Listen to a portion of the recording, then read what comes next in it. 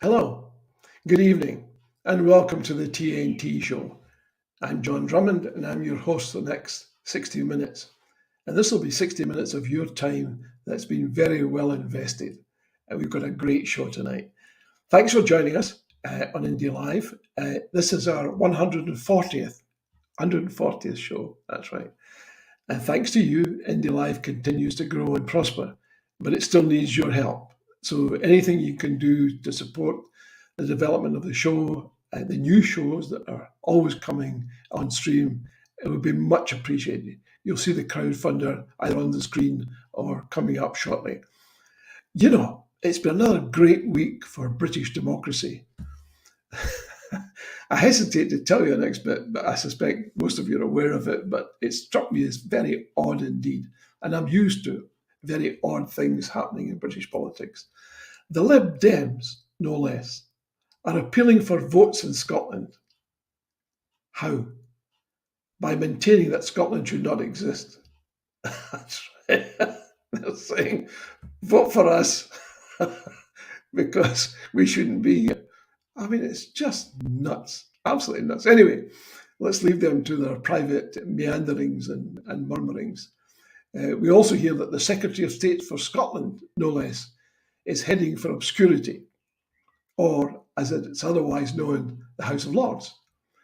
He's doing this, of course, ahead of any electoral test that might be upcoming, and heavens, we don't blame him for that. Tonight we are talking movie making and other related topics with special guest Jane McAllister. Jane is producer and director of a new movie, To See Ourselves. And there could be a role for you too. Listen out for the details. As you know, the TNT show is free and it's live. So no license, no problem. And as always, we'll be taking your questions live. If you want to ask Jane a question, the details will be posted on the screen. Now to our special guest. Hello, Jane. Thanks for joining us. How are you? Hi, John. I'm well, thank you. How are you? Terrific. Absolutely terrific. Nice to see you. So you're speaking to us from Gourock tonight, is that right? Well, I'm in Greenock now. Greenock now. I Okay. live in Gourock and I work in Greenock. They're very close. I had to make a mad dash for my charger. Absolutely. Well, I lived in lovely Largs for a length of time, and it was just gorgeous. I just travel through Greenock and Gourock from time to time. It was always lovely. Looking across the Clyde, these wonderful views to die for. Yeah, definitely. We love it. Yeah, so special. So before we get into the movie itself, tell us a little bit about yourself, Jane. Well, I guess I started making documentary. I mean, it feels like it is a long time ago.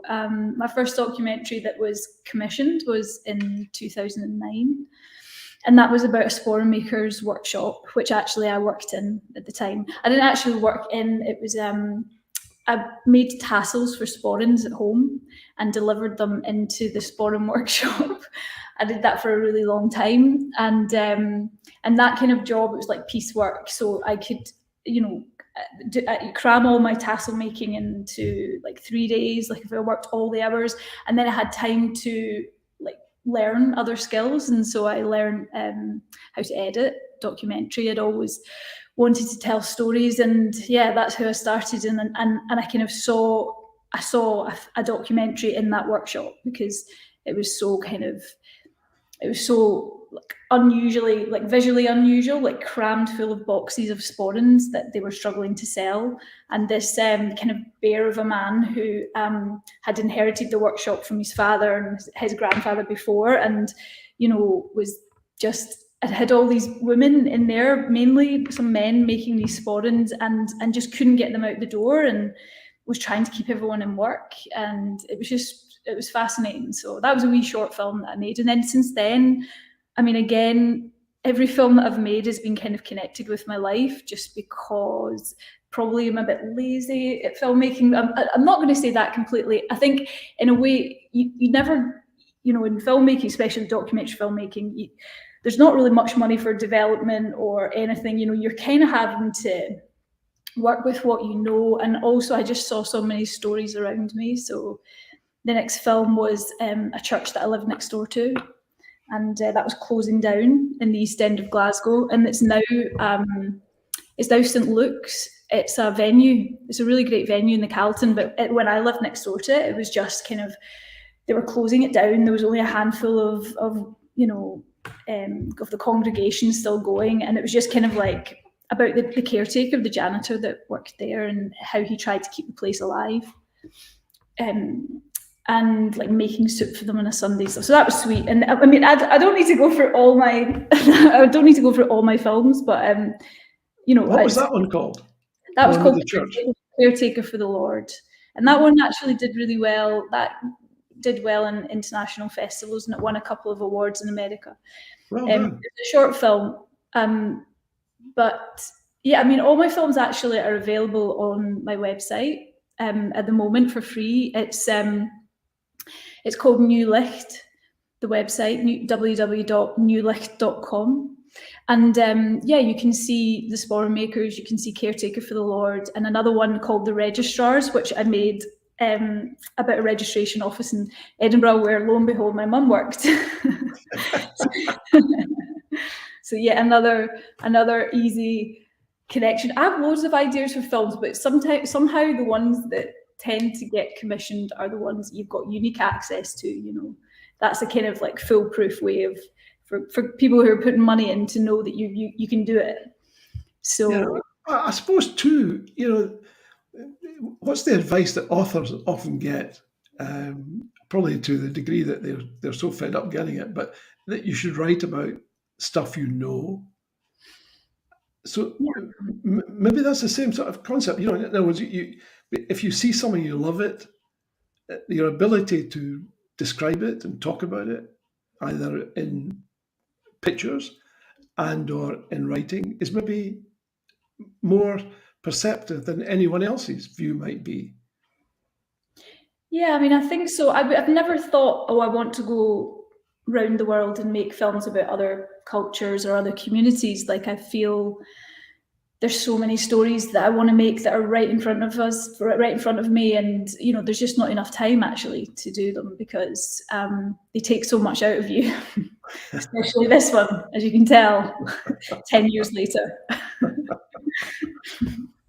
But I mean, there's lots of movies that have a long, dare I say it, gestation period. I'm thinking about commercial movies too. I mean, sometimes they get done, something goes wrong, they get resurrected, that doesn't quite work, and then they go away, and then they get resurrected again.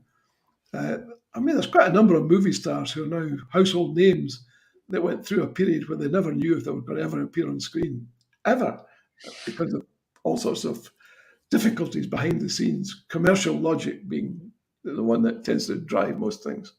Yes. But it's admirable. I mean, to do what you're doing is pretty special, it seems to me. I mean, there's people who are sitting there on enormous budgets, and you would rather expect them to be, incredibly active and have the whole panoply of support that comes with a big budget. Whereas here you are, and you're doing it, it's Jane McAllister. Yeah. You're doing it. It wouldn't happen without you. I assume there isn't a cast of thousands out there who are supporting Jane McAllister. No. I mean, I, kind of almost not blindly went in, but I didn't really intend for this to happen. I was helping out basically. I'd had my first daughter, and I was looking to maybe, pick up the camera again. And my dad was campaigning for the referendum, and his friend, who is a kind of a lifelong friend and an activist, he started filming my dad and filming him. And it was called Fraser's Journey, and he wanted to make a little kind of YouTube series, but he was a teacher and he was struggling to edit, and he was struggling. He wanted some meetings filmed, and I said, look, I'll help you out. So I'll step in and help out. So, you get a camera, and I had a camera, and it was a very, very basic one. And but I had a radio mic, and as soon as I put the radio mic on my dad, and it was like I was filming a meeting, but the interesting part to me was like the going to the meeting and the sort of taking down of the meeting, and all the conversations you're privy to, and you're just seeing all these dynamics in the room, and you also see the hard work that it takes to put on a meeting, and that was interesting to me, and I kind of like tumbled into it, I suppose, in that way. It felt like something important was happening. I had this kind of unique access again. I'm not sure, this wasn't really the question you asked me. It was like the question was like, it's a much better question you're answering. Okay, so it kind of I'll explain just a little bit more, because I found out then, having gotten slightly involved in the story, I was pregnant again, and the baby was due the week after the vote. So I decided I couldn't make the film, and I pulled out. And then, I don't know, it just seemed like Scotland just seemed so exciting at the time. There was so much happening, and it felt like something was changing. It was buzzing, and I just felt, okay, let's keep on going, and let's see if I can make it. So yeah, I kind of like didn't really have a plan, and that's a bit of a problem for a director, because you overshoot. You just like collect. I knew there was certain themes that I wanted, but I just like when I could I would film. And in fact, I had like the baby almost came 3 weeks before the vote, and I like had like cramps and stuff. So I thought, oh, I'm not gonna make this. So I got a filmmaker friend, to come in and start filming me filming my dad. So you get this. I mean, I always knew that I would have to show quite clearly the dynamic between me and like between the filmmaker and the protagonist, because you have to be honest about that. But then the fact that I was so physically pregnant was kind of like another level. And so my filmmaker friend was filming me filming my dad, understanding the way aerodynamics, so he could step in if the baby came. And amazingly, she waited until the day after I stopped filming. It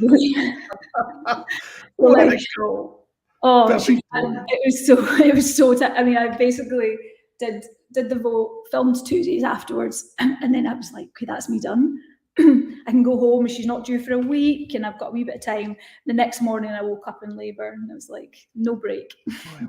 What a fantastic achievement. I mean, people in the audience right now are absolutely, I expect, on tenterhooks. They want to see a clip of the movie. So we're going to show them that clip now, and then we'll come back to some questions later. Sure. So if you've got it lined up, Kevin, why don't you press ahead and run that clip? It's the 3-minute clip.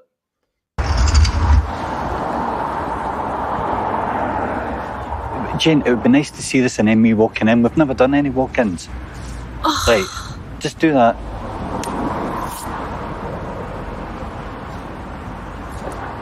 Just walk in then. Okay. Now, you're right in front of it. Okay. You can't read it and see you in focus at the same time. No, but have you got a shot that you can read? Right, yes. That's fine. You'll be able to glue it together. Right, you ready? Yes. Everything is going to be all right.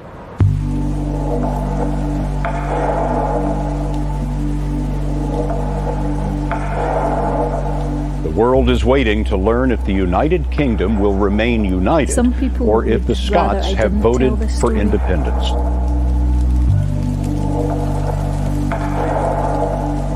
What question would you like me to try and answer tonight? Fear, debt, poverty, and ill health. And it has to change. It really has to change, and this is our opportunity to change it. This is just one story of one family. Why would Scotland want to do that? We are better together. Next time you hear better together, ask yourself this: better together for whom? But it is true.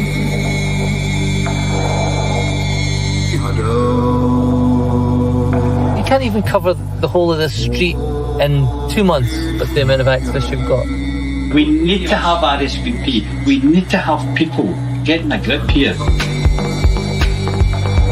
Your dad's been out canvassing most nights of the week. Saturdays at stalls, every single Saturday. I feel like a personal assistant.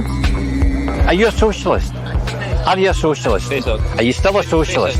I'm part of the United Kingdom and I'll stay bloody well part of it. Right, do you want to fight?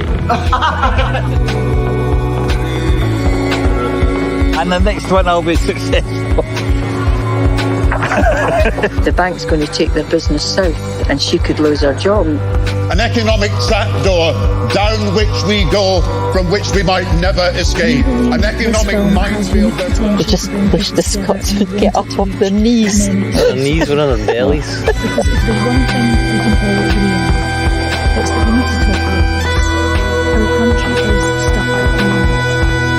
And maybe it would help to see yourself.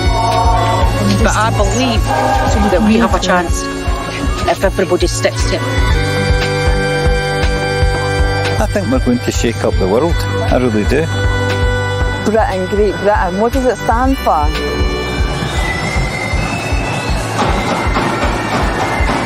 I'm not anymore. We're not with food bank. It's all right. It's all right. You're all right.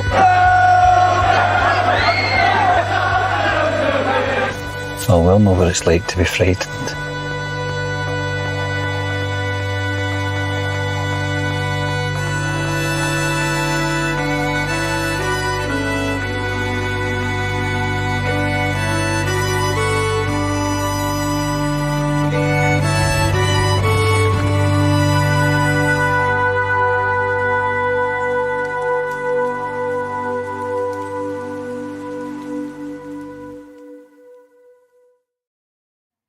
John, I have Fantastic. to apologise. That trailer, it's the wrong. I've set the link. It had it was the wrong link. Apologies. Could you hear some voice underneath it? It's been a mistake. Yes, I did. Apologies. But you know, I wouldn't. Frankly, I know you're a professional, and therefore it bugs you. I understand that. But it seems to me what we saw just now communicates the emotion, which is the hardest thing of all to do, really, because it's easy to talk emotion, but it's very different and difficult to actually make it emotional like that. I was interestingly struck by that. It's triggered the same emotion in me of 2014, but for a set of different reasons. I mean, I could empathise with your father and with the others.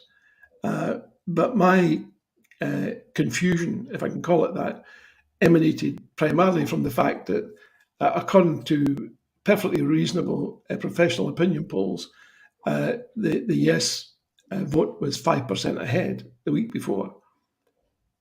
Yeah. And then a week of campaigning took place during which the rules were broken, i.e. the rules were that there should be a binary choice. And that was broken because in the last week, people were offered an intermediate position, unspecified, but an intermediate position. And I think that appealed to a bunch of people who were vacillating. And had the binary choice remained, I suspect there's a chance that perhaps that yes would have won. So it was a move which eventually perhaps diluted the yes vote to a degree that was sufficient for the purpose. And maybe the mistake was not having some sort of international monitoring system that said to both sides, you have to stick to the binary choice. It has to be yes or no. You can't have this sort of in-between thing. You can't do that. And maybe that's a pointer to any future referendum, though I suspect that the route that's used will not be a referendum, perhaps. But I loved it. I loved it. If you've still got the other clip that you wanted to show, if you send it to Kevin, I will try and fit it in before the end of the show. It's just that trailer it was fine. There was another clip, but that trailer was just it had some errors in it, and I should have sent you the wrong link. I've sent Kevin the wrong link. Apologies for that. I mean, the reaction we've had is Eddie Wolfe said it's a fantastic video, loved it. Going to have to track that down and watch it, said Charles Smith. And you know, I mean, people, and somebody's pointing out that Stuart Murdoch of Belle and Sebastian used a crowdfunder to raise finance for his God Help the Girl movie. So it's there's a record out there. But let's talk about finance if we can for a second, because we don't have an enormous length of time and it goes fast. You still need to put the finishing touches to the movie, and you need people's help to do that.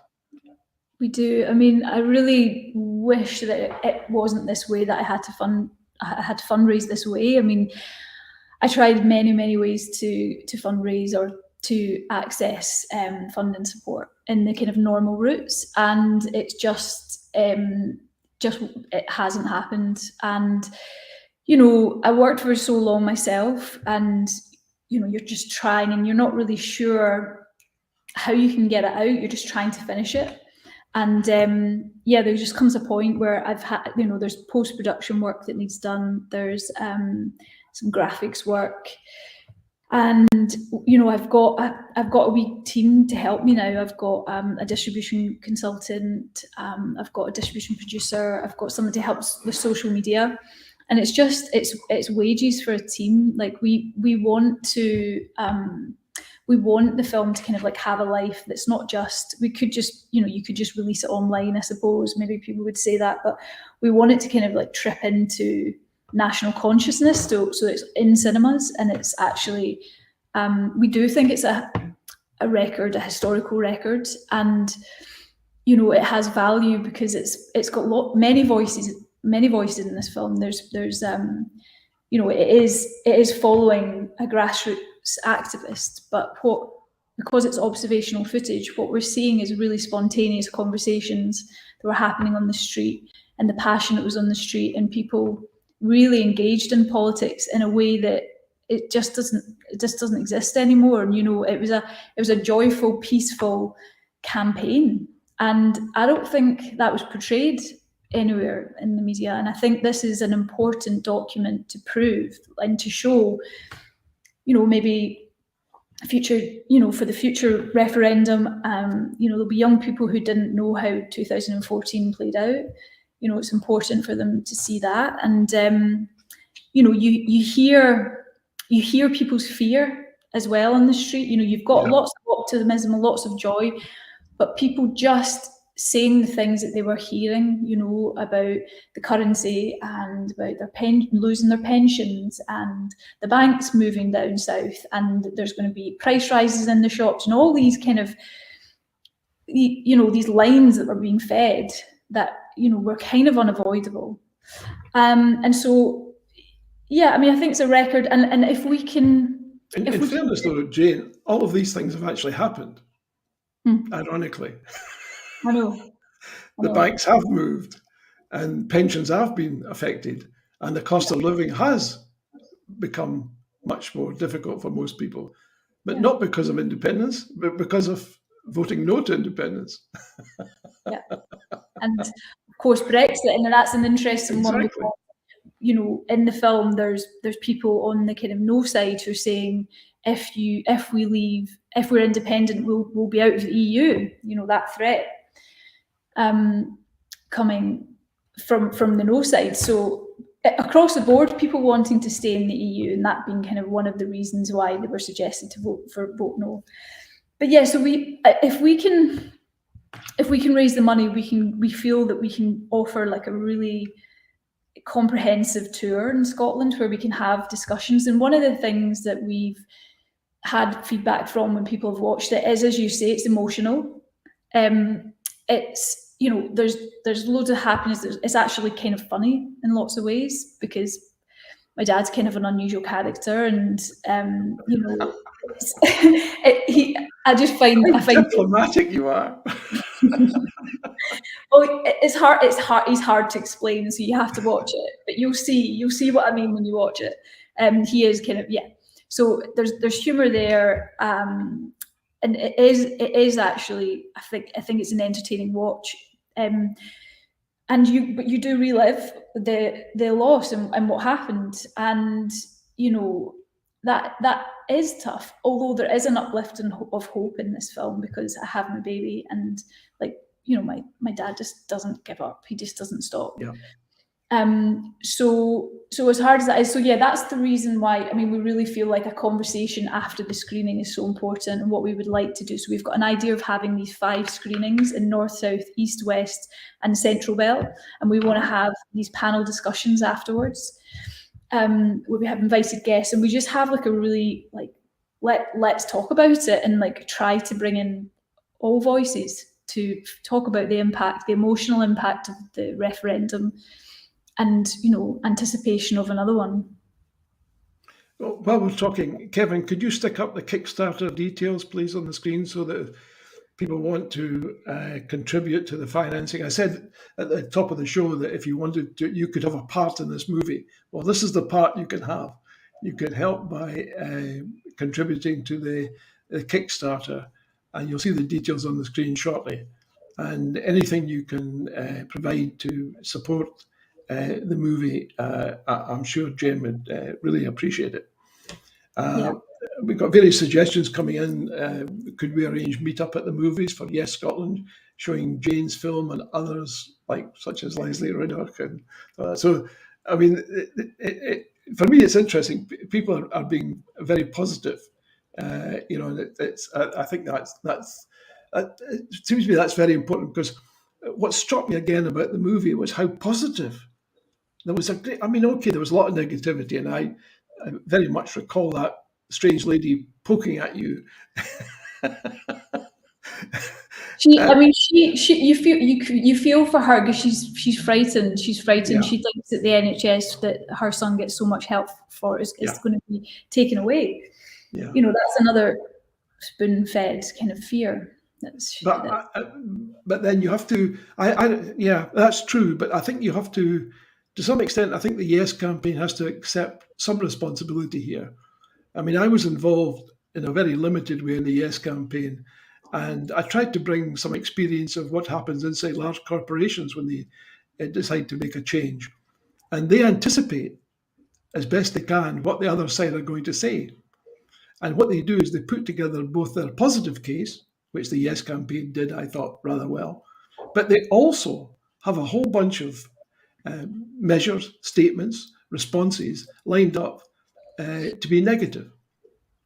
And what I said to the Yes campaign is that I looked at what they were doing, and I said, you seem to be like a one-club golfer. You're out there with one club. You need at least 2 clubs, and what the other one is being negative. And it seemed to be during the campaign that the Yes campaign was resolutely positive, and yet when they were confronted with negativity, they just seemed to be unable to come up with effective responses. Was that the way it seemed to you, or is that just a very personal view of mine? It's very tricky, because there wasn't the same access to the media that the Yes campaign had as the unionist side had. So, that kind of negativity that I noticed seeping into our television, into the radio, the way things were presented, and all the red top newspapers. You got to remember that there was only one newspaper that was coming out for independence at the time, and it was the Sunday Herald. It was only one day. Yeah. So very hard to counteract unless you're doing it in one of the TV debates, I suppose. But yeah, I'm not a political tactician. I have no idea how it should go. I think in terms of the conversation on the doors and the streets, when you're asking activists to speak for independence, I think I think positivity has to be their main kind of. I agree with that. I agree that if I want to ask you to change your mind, I have to be positive. I think my point was a slightly different one, which is that you have to have more clubs in your bag than just positive. You have to be able to say, and by the way, if you don't vote yes, these are the likely outcomes. And you have to be very clear about that. And sometimes you have to be, dare I say it, as the No campaign were consistently, emotional, because you have no facts. The No campaign was largely driven by a fact-free almost wholly emotional set of arguments. But you see, those have a place, in my view. They have a place. I mean, you wouldn't make a movie in which everything was resolutely positive. You have to show the shades. And I just felt the Yes campaign didn't have that grasp of how you have to think about both positive and negative, and have your negativity lined up as well as your positivity. But then again, you could argue, well, that's to the great credit of the Yes campaign that they didn't go negative. Yeah. I would have been terribly tempted to do that. I mean, the thing is that there's that quote, which is actually in the film, from the Better Together leader of the Better Together. I can't remember his name. What's his name? He basically said negative tactics work. Of course, they do. And we would have lost if we hadn't used them, essentially. Of course. I mean, if I want to sell deodorant, I don't put on a clip that shows happy smelling faces all getting on harmoniously. What I do is I stick up a commercial that says, "You probably smell. Other people will notice that you smell." And I don't use these words, by the way. I use the pictures to represent it. And the way you can avoid that is to buy more of my deodorant.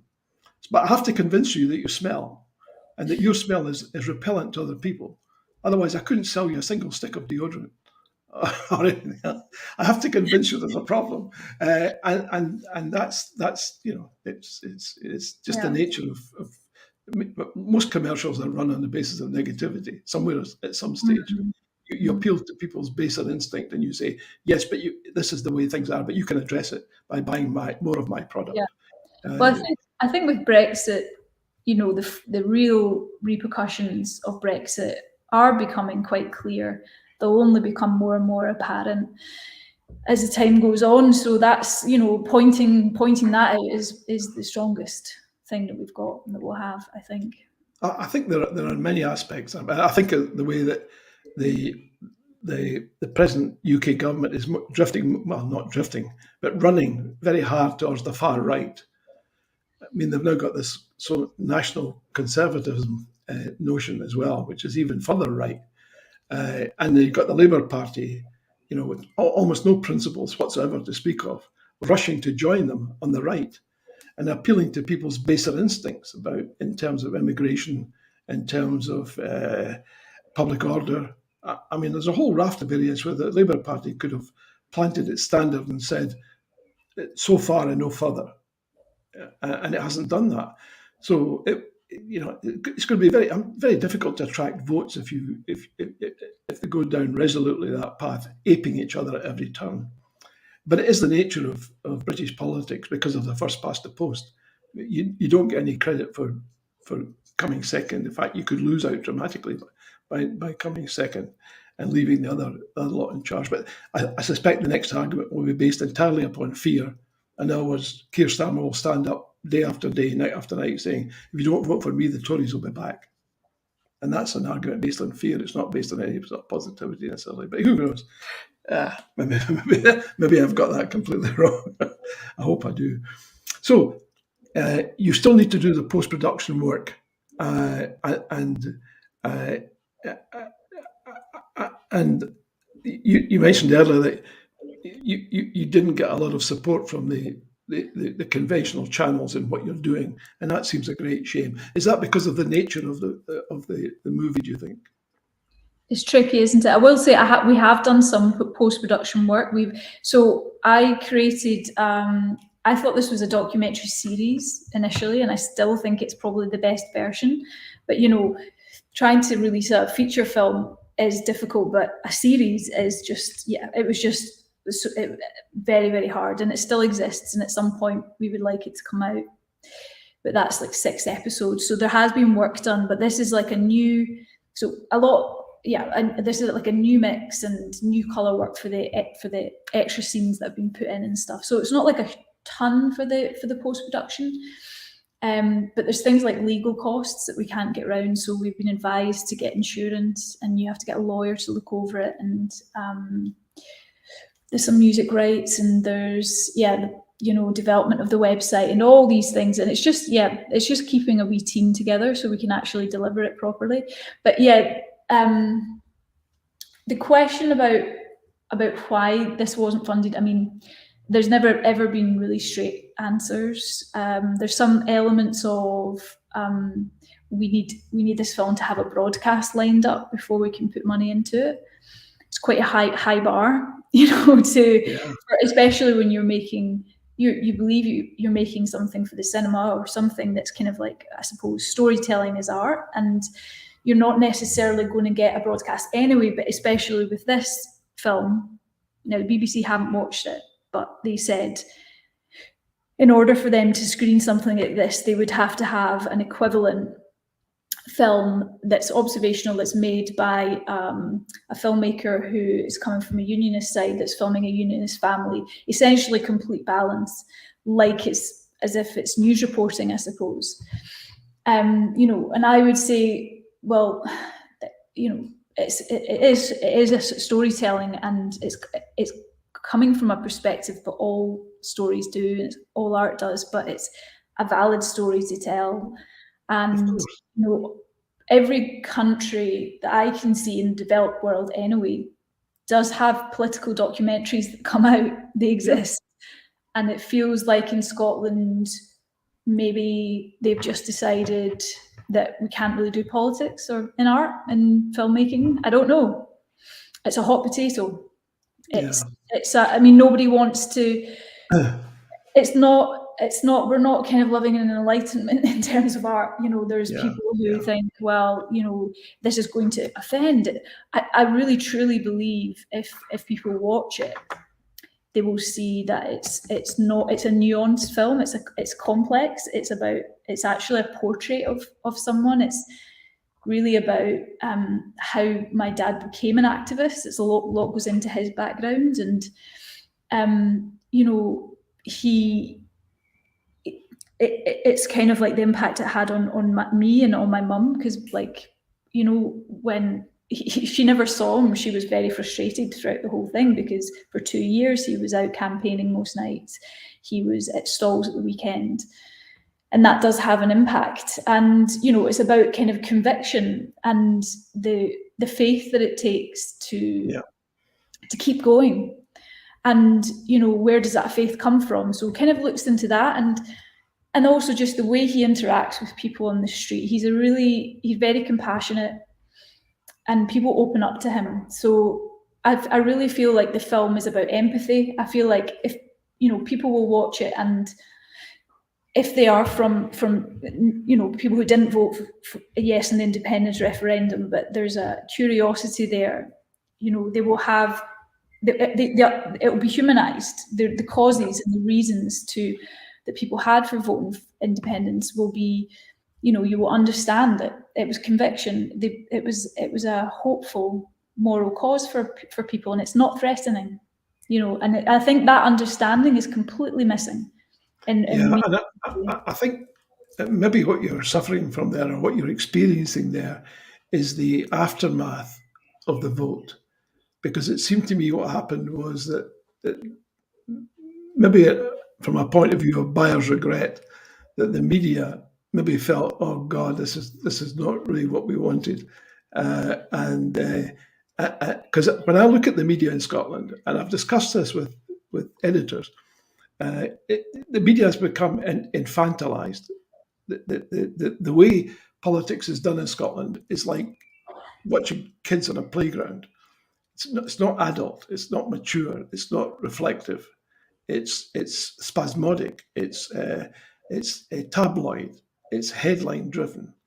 If it bleeds, it leads, and nobody cares about whether the truth of the matter anymore, which is really what the referendum was all about. It was about peeling back the layers and saying, who are we? What are we? And what do we stand for? And what don't we stand for? And stuff like that. And it seems that's missing now.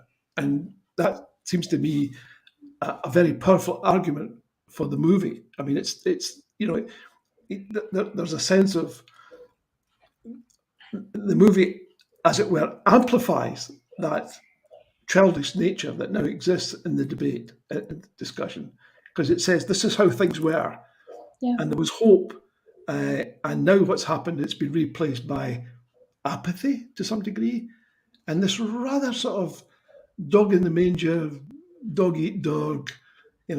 Everything has to be expressed in terms of black and white or yes and no and stuff like that. And whereas what you portrayed, even in that clip, was people getting together, being very animated and excited, but engaged. Yeah, because their opinion mattered. They were asked to form an opinion, whichever way they went, they were asked to form it, and it had value, and they were wanting to see it. And that's what I found when I took the camera on the street, people coming up and they're wanting to speak about it. And they had agency in their lives. And as you say now, is it apathy? Is it a sense that acceptance that you can't change your life, so you just throw it, which is really depressing. Yeah, it is. It is. I mean, I have no basis for what I'm just about to say, but perhaps if some group like the Proclaimers or something got behind this, maybe this is something that might help in terms of their ability to help you raise the funds. Now, you might think, oh, gracious, that would take me further down the road of alienating other people, but I don't know. I mean, I'm spitting on here, as Americans say. Players to back it. Would love it.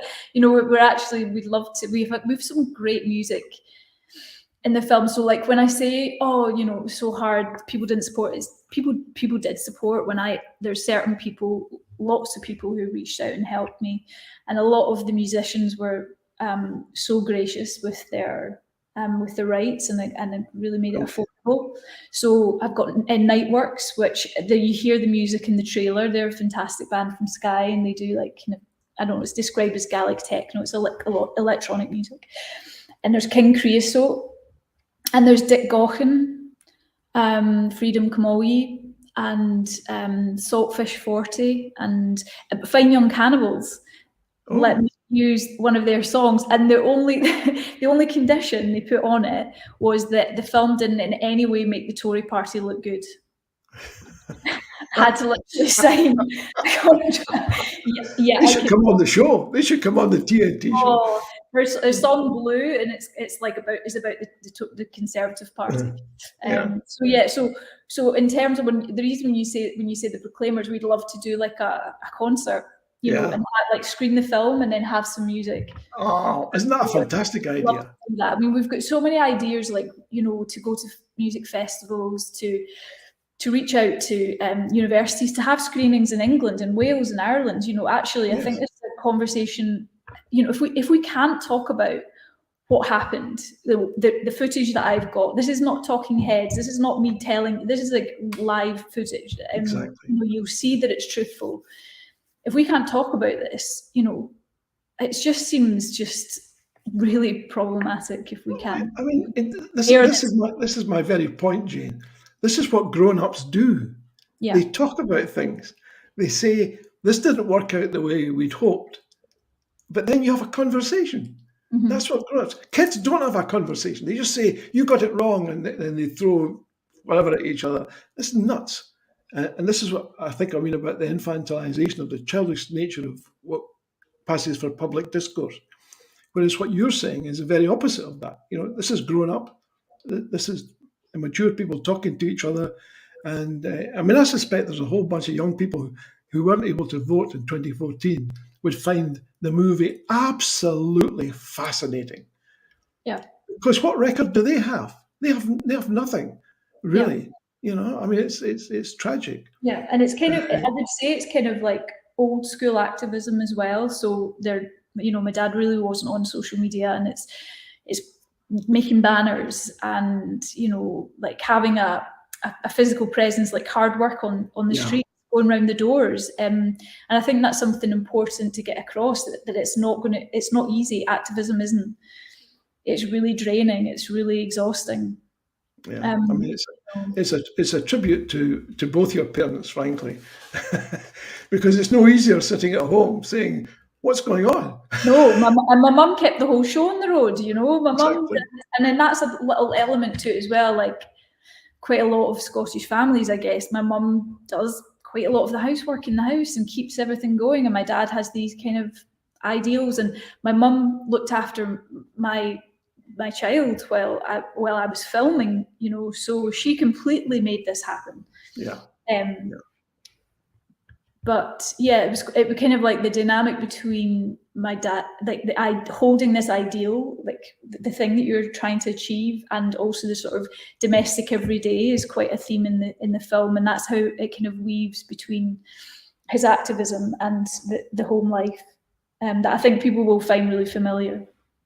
Yeah, and that, see, to me, that's a hugely important insight that you've got there, because so often if I watch pretty much anything about history, it's about some guy who's grandstanding and everyone's applauding, and you don't know what happens behind the scenes. You don't see that stuff. You don't see the domestic challenges. You just don't see any of that. And it seems that what you're doing is so insightful. And it's important that people understand this and understand the dimension of what it takes to do what you did, and the sacrifices that people have to make who are not necessarily in front of the camera or even behind the camera, and without whom, as you say, much of this would not have been possible. Mm-hmm. Yeah. Let me share something with you. Here's a comment. Somebody says, "I wish I had the money to fund stuff like this. I have pledged on your site. I only knew about it from an article in the national paper. Keep going." Thank you. That's completely unsolicited. I mean, that's just somebody saying, "I like what you do." That's so kind. Do you know what I was going to mention? So we've got in the Kickstarter, it's not just please give us money there. It's like, it's set up the way that there's rewards.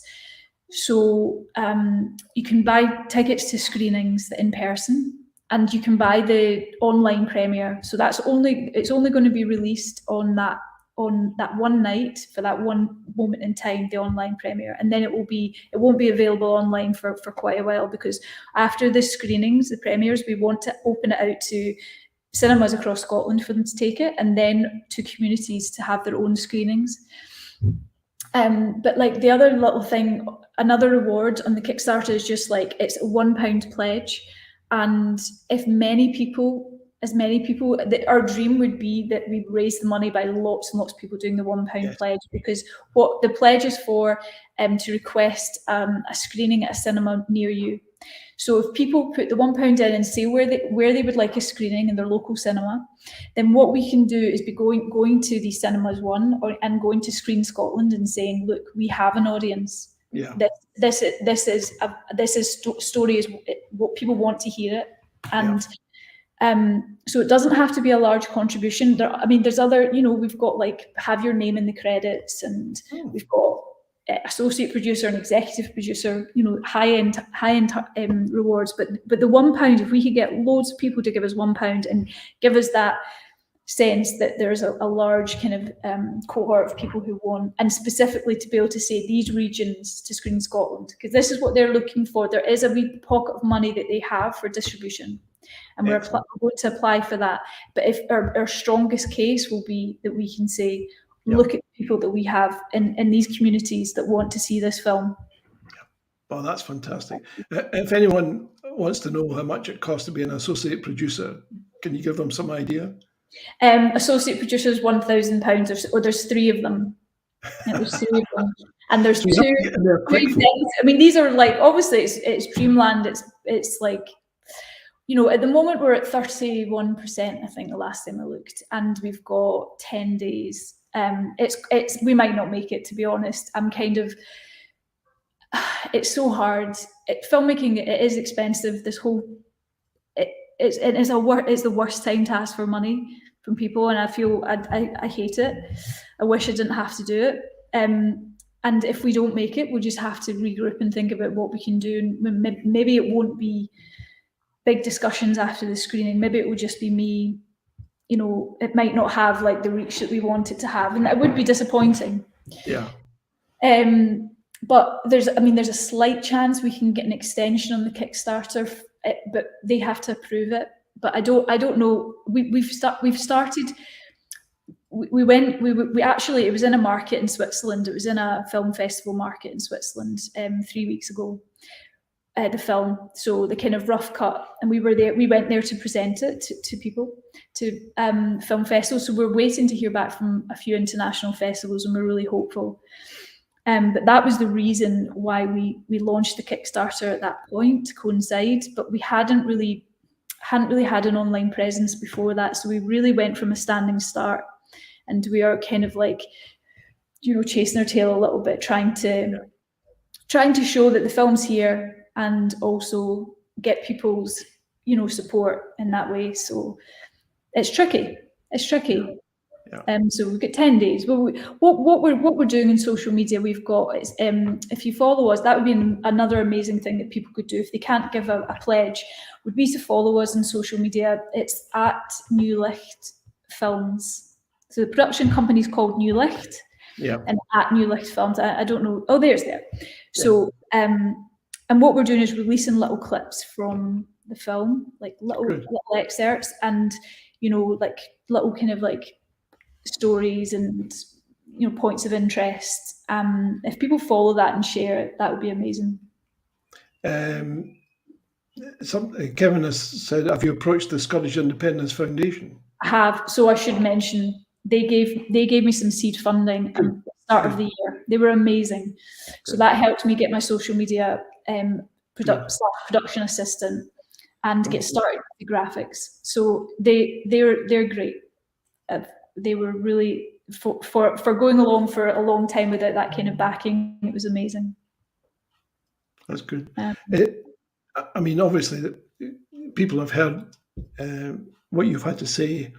It is very important. It's a hugely important record. It'll once the movie's out there, it's out there, and other people can access it, and it's terrible. I just think it's terribly, terribly important.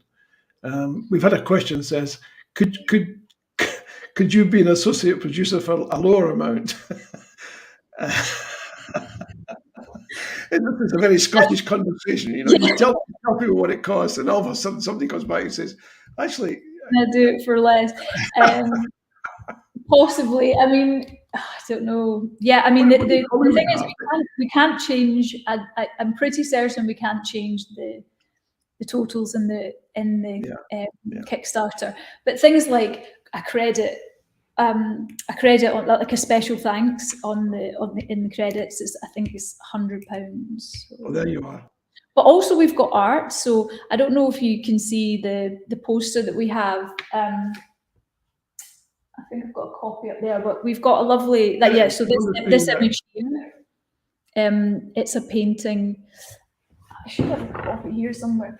Yeah, it's a beautiful painting that actually a reproduction artist did for me, and it's taken from this Victorian painting that was called A Wanderer Over a Sea of Fog, and so I got my dad posed that way, and then she did a reproduction of it, and it's so beautiful, and we've got lovely prints of that are kind of like really like beautiful paper, and so that's on the Kickstarter as well.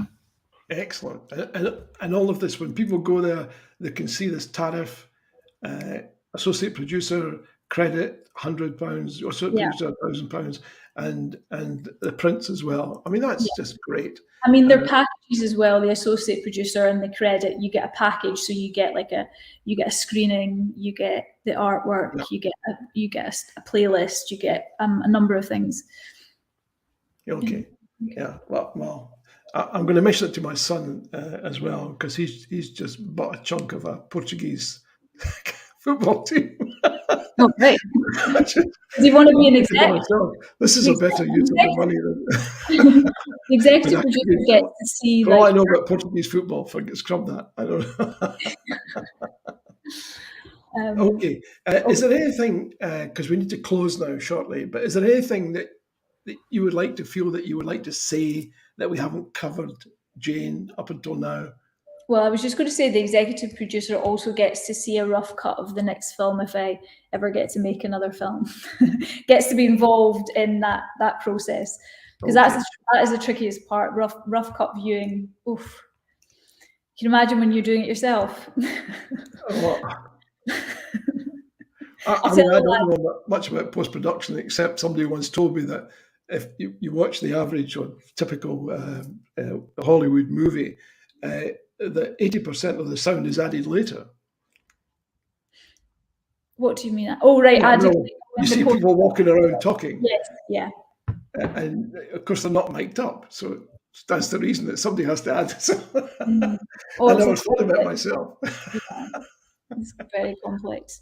Cool. I mean, somebody's saying, "Oh, would I get a chance on the red carpet?" Well, who knows? If you're able to contribute to the. I hope everyone, by the way, watching and listening tonight will take this seriously. I do. I mean, I know these are straitened times. I know as you said earlier, Jane, people are struggling with the cost of living, and it affects everyone. But it seems to me that one way that people can make a contribution to the ongoing discussion and debate about the Constitution is through exactly this, because it's a concrete thing. It's a material thing. If you do it, then you'll be able to see the results of what you did. Yeah. And so often you contribute to things and you never see what happens at the end of the day. You just hope it all works out. But this is different, something concrete. Elise Rankin has sent you a big heart. That's my pal. That's your pal. Thanks, Elise. And thanks to everyone who contributed tonight. As usual, we got loads of comments.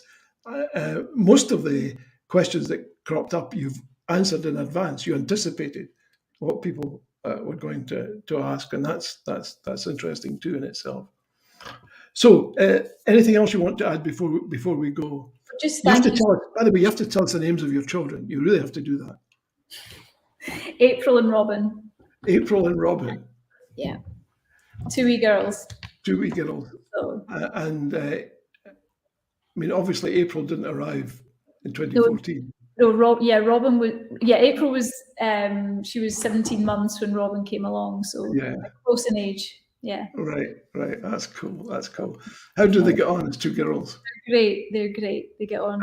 I mean, obviously have their moments, but in general, they have great imaginations. They go into their wee world. It's lovely. Yeah. Well, maybe it's a genetic thing. Maybe they've taken it from you to explore their inner selves in order to project what you want to see outside. Look, this has been great. There's Elise now. Thanks again, Elise. Kevin is going to play the longer trailer at the end. Okay.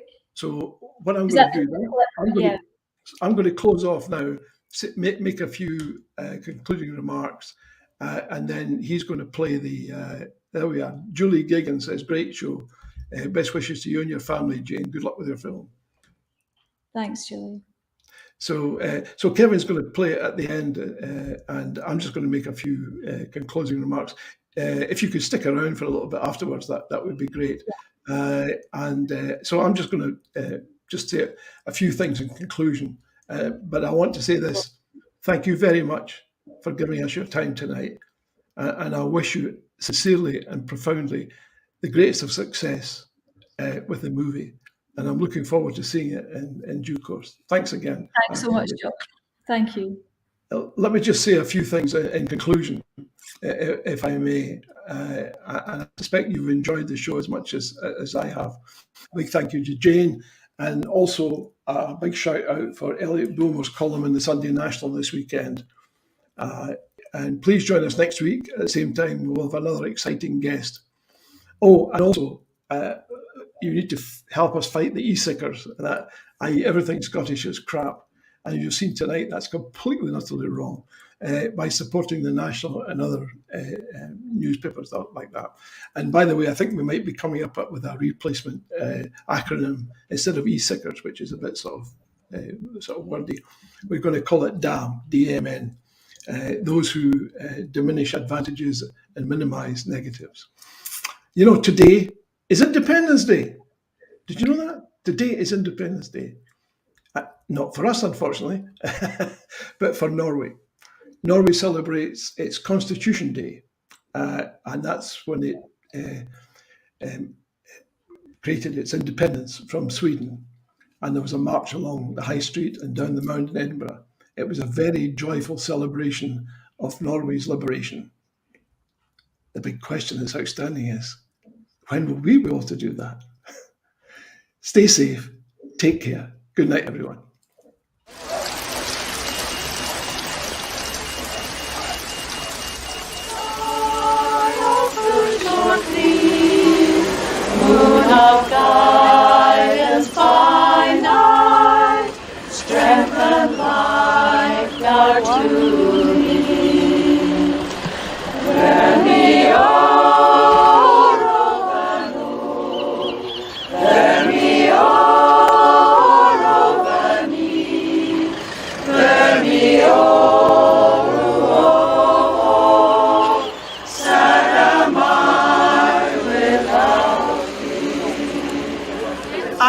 there's a feel about it. There's a feel about it, as though things are beginning to move really towards yes. Momentum's definitely with yes now. Seems to be. You go along the street and look at windows and you see mainly yes windows. I've never ever seen a no thanks poster. One. I've seen 3. We've seen 1 in 2 years. You've seen 3. I've seen 5. But I believe that we have a chance if everybody sticks to it. We have a chance to change our country. Our country. No their country. Ours. But I didn't understand why somebody 2 months ago was going to vote yes and all of a sudden it's no. Because he's sitting watching rubbish on a television. It can't be all rubbish, it's on the television. It's rubbish, Billy. Think about it.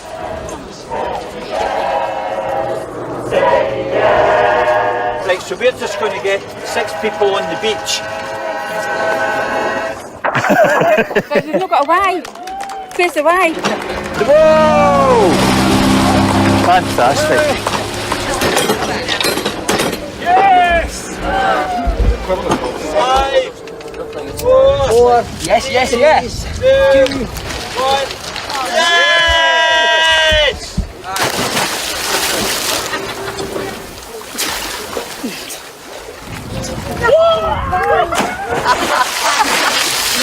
No. It makes you think. I've always been Scottish nationalist, but all this carry on with, you know, the bad publicity and everything, you kind of turn it over in your mind, just, you know, if you're doing the right thing. My granddaughter works in the bank, and she says the bank's going to take their business south, and she could lose her job. I don't think they could and possibly Philip, my son that's the estimator, he says there's a lot of his business on hold. And it could be taken south as well. I think these are all fear tactics. It is, that's what it is. All and that's what tactics. made me sort of think twice. Zero. All right. Yes. We've been preaching to the converted to a large extent, but people passing by will have seen it, seen what's going on and thought, oh, that's the yes campaign. I haven't seen any sign of the no campaign. And it looks like winners because we're having fun. Yes, exactly. Yes, exactly. Yeah. Well done, that man. Right. Well done. Okay. Cheerio.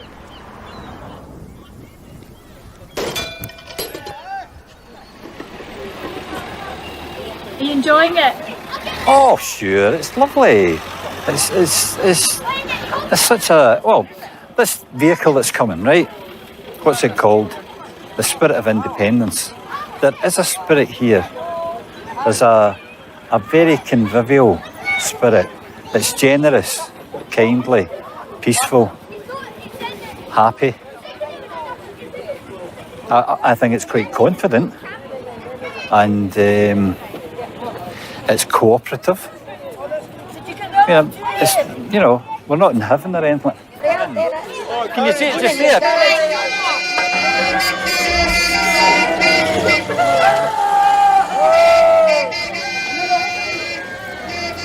And it's a spirit. It's sort of like the old hippie days, where we really thought we were going to change the world, and it was